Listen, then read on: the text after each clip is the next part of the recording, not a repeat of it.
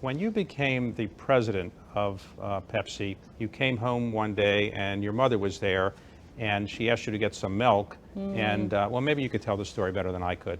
Well, you know, it was way back in 2000, and I was just informed about 9:30 in the night from a phone call that I was going to be president of the company. And so I went home because I was working on the Quaker Oats deal to tell my family that I was going to be president of PepsiCo. And I walked in the house and Mom opens the door. She was living with me at that time.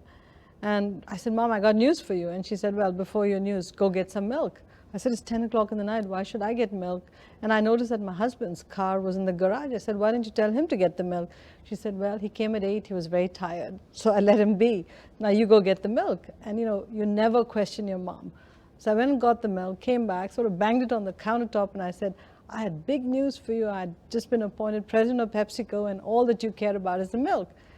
And she just looked at me and she said, what are you talking about? She said, when you walk in that door, just leave that crown in the garage, because you are the wife, the daughter-in-law, and the mother of the kids, and that's all I want to talk about.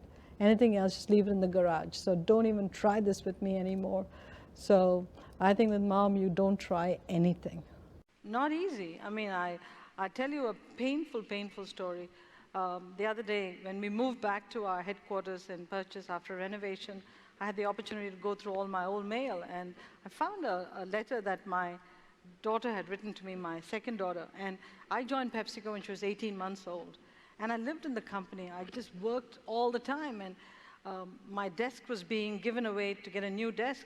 And she said, Mom, you can't give away that desk. I said, why not?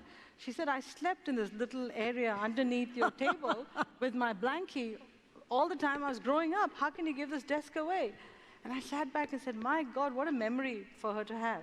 Yeah. And then I was going through the files. There's a letter from her to me, which I'm keeping because I have to remind myself of what I lost.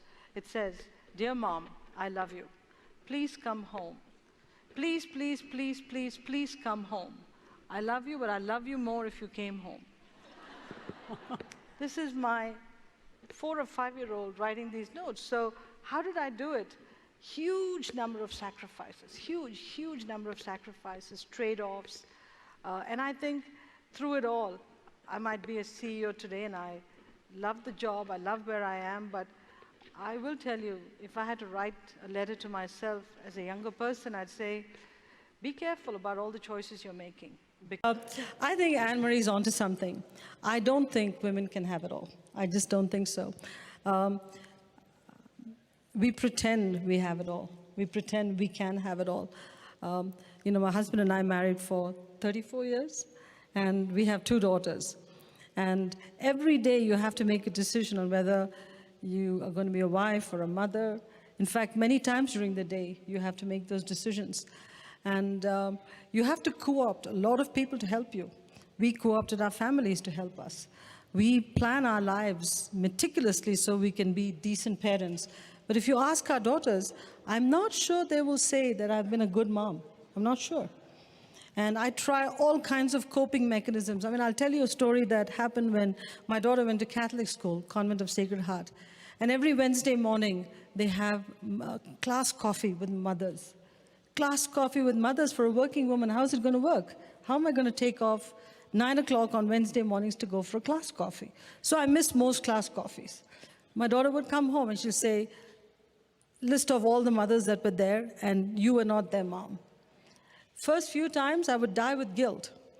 But I developed coping mechanisms. I called the school and I said, give me a list of mothers who were not there. So when she came home, in the evening, she'd say, you were not there, you were not there. I said, Mrs. Rag wasn't there, you know, Mrs. So-and-so wasn't there. So I'm not the only bad mother. You know, you have to cope because you die with guilt. You just die with guilt. My observation, David, is that the biological clock and the career clock are in total conflict with each other. Total, complete conflict. When you have to have kids, you have to build your career. Just as you're rising to middle management, your kids need you because they're teenagers, they need you for the teenage years. And that's the time your husband becomes a teenager too. So he needs you. Sorry. They need you too. So what do? And as you grow even more, your parents need you because they're aging.